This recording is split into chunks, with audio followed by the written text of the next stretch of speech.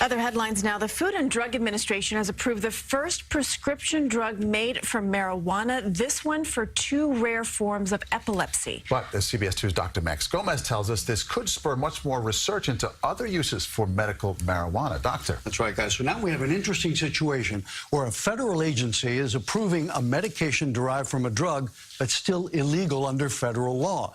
Cannabis was used to treat epilepsy as far back as 1800 BC, and Victorian-era neurologists used Indian hemp on epilepsy with great success.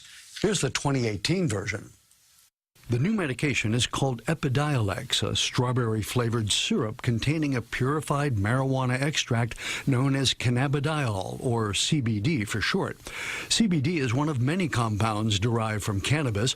Another is THC, the main psychoactive compound in marijuana. But unlike THC, pure CBD products won't produce a euphoric effect.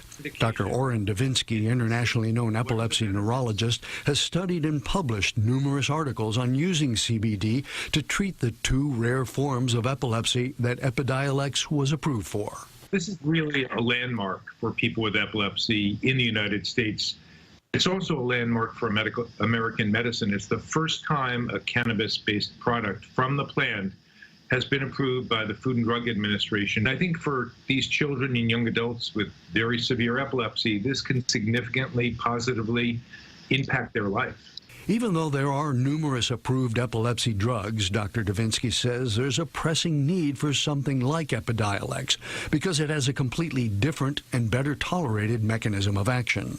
There is a group, a sizable group, about 1/3 of all people with epilepsy, their seizures can't be controlled with current medications.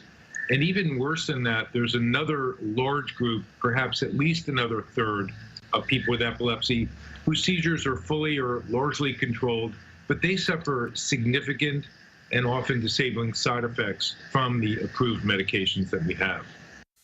GW Pharmaceuticals has not set a price for its drug yet, but some analysts predict it could be as much as $25,000 a year. And even though it's only approved for 2 types of epilepsy, doctors could legally prescribe it off-label for other epilepsies and even non-seizure problems like chronic pain. There are a lot of people who think this could be an approach to treating the opioid crisis. So this will spur a lot of other research, it looks like. Sounds that way. Yep. Thank you, Dr. Max.